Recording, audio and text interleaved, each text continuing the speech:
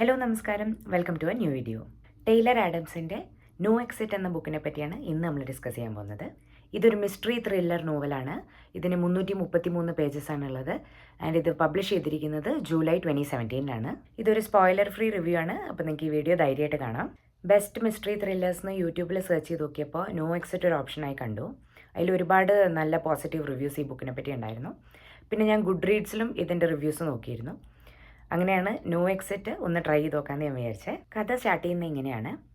Darby thorn എന്ന college student അമ്മയ്ക്ക് സുഖമില്ല എന്ന് പറഞ്ഞിട്ട് വീട്ടിലേക്ക് പോവുകയാണ്. അപ്പോൾ അന്ന് ഭയങ്കര സ്നോ ആണ്. അപ്പോൾ ബ്ലിസാർഡ് കാരണം ഓൺ ദ വേയിൽ ഒരു ഹൈവേ റെസ്റ്റ് സ്റ്റോപ്പിൽ ഡാർബി കുടുങ്ങി പോവുകയാണ്. ഡാർബീനെ പോലെ തന്നെ വേറെ ഒരു 4 സ്ട്രേഞ്ചേഴ്സും അവിടെ ഉണ്ട്. സ്നോ കാരണം ആർക്കും എങ്ങോട്ടും പോകാൻ പറ്റാത്ത അവസ്ഥയാണ്. അവിടെ സെൽഫോൺ റിസപ്ഷൻ ഇല്ല, ടെലിഫോൺ ഇല്ല, വേറെ അവിടുന്ന് പുറത്ത് കിടക്കാൻ ഒരു മാർഗ്ഗമില്ല. അപ്പോൾ കുറച്ച് കഴിഞ്ഞിട്ട് ഇതിൻ്റെ ഈ റെസ്റ്റ് സ്റ്റോപ്പിൻ്റെ പുറത്ത് സെൽഫോൺ റിസപ്ഷൻ കിട്ടുന്നുണ്ടോ എന്നറിയാൻ വേണ്ടിയിട്ട് ഡാർബി ഫോണായിട്ട് പുറത്തേക്ക് പോവാണ്, വീട്ടിലേക്ക് വിളിച്ചു പറയാൻ ലേറ്റ് ആവും എന്ന് പറയാൻ വേണ്ടിയിട്ട്. അപ്പോഴാണ് അവിടെ പാർക്ക് ചെയ്തിരിക്കുന്ന ഒരു കാറിൽ ഒരു കേജിൽ ഒരു കുട്ടീനെ ലോക്ക് ചെയ്തതായിട്ട് ഡാർബി കാണുന്നത്. പക്ഷേ ഡാർബിക്ക് ഒരു ഐഡിയ ഇല്ല അവിടെയുള്ള ആ 4 സ്ട്രേഞ്ചേഴ്സിൽ ആരാണ് ഈ കുട്ടീനെ കിഡ്നാപ്പ് ചെയ്ത് കൊണ്ടുവന്നതെന്ന്. ഹെൽപ്പ് ചോദിക്കാനോ ചെയ്യാനോ ഒന്നും ഒരു നിവൃത്തിയില്ലാത്തൊരു സിറ്റുവേഷനാണ്. അവിടുന്ന് പുറത്ത് കിടക്കാൻ പറ്റില്ല. ആ കുട്ടീനെ എങ്ങനെ രക്ഷിക്കുമെന്ന് ഡാർബിക്ക് അറിയില്ല.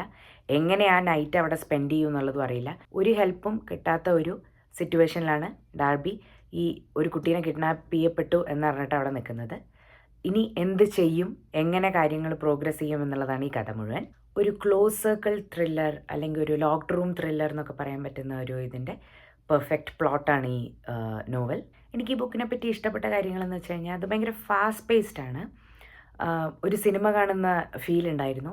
ഈ ബുക്കിനെ ബേസ് ചെയ്തിട്ട് ആക്ച്വലി നോ എക്സിറ്റ് എന്ന തന്നെ ഒരു ഫിലിം എനിക്കൊന്ന് 2022 ഇറങ്ങുകയുണ്ടായി. അതിനും ഭയങ്കര റിവ്യൂ ആയിരുന്നു. അപ്പോൾ ആ കുറച്ച് ടൈമിൽ നടക്കുന്ന കാര്യങ്ങൾ എന്നുള്ളതുകൊണ്ട് തന്നെ ഭയങ്കര നമുക്കൊരുപാട് ആങ്സൈറ്റി തരുന്നതും ഭയങ്കര നമ്മളെ ടെൻഷനിൽ നിർത്തുന്നതായിട്ടുള്ളൊരു ഇതായിരുന്നു.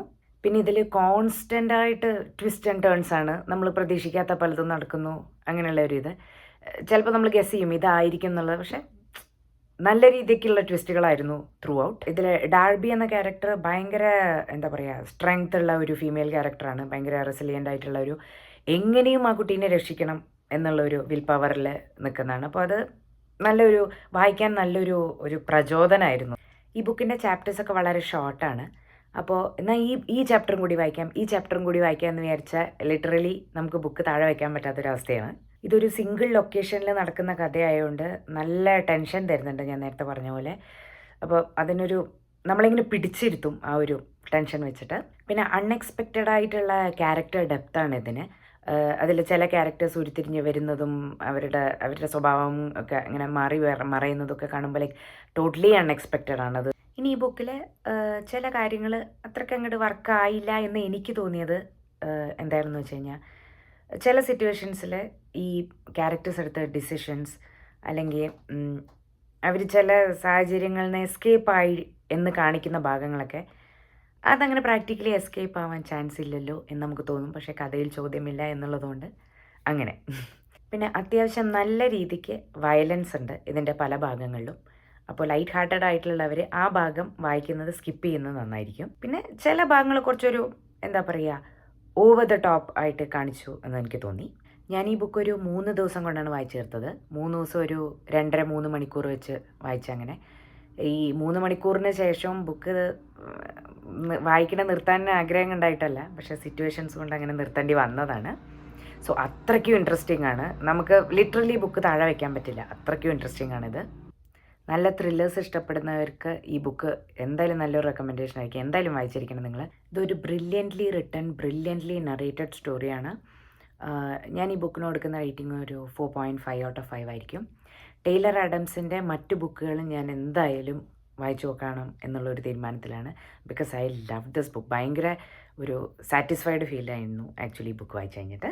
നിങ്ങൾ നോ എക്സിറ്റ് വായിച്ചിട്ടുണ്ടെങ്കിൽ do let me know what you think. And ഇതേപോലെ സ്നോയി ത്രില്ലേഴ്സോ അല്ലെങ്കിൽ ലോക്ക്ഡ് റൂം മിസ്റ്ററീസോ നിങ്ങൾക്ക് ഇഷ്ടപ്പെട്ടത് ഏതെങ്കിലും ഉണ്ടെങ്കിൽ കമൻറ്റിൽ എന്തായാലും അറിയിക്കണം. അപ്പോൾ ഈ വീഡിയോ ലൈക്ക് ചെയ്യാനും കമൻറ്റ് ചെയ്യാനും ഈ ചാനൽ സബ്സ്ക്രൈബ് ചെയ്യാനും മറക്കണ്ട. അടുത്ത ആഴ്ച വേറൊരു ബുക്കായിട്ട് വീണ്ടും കാണാം.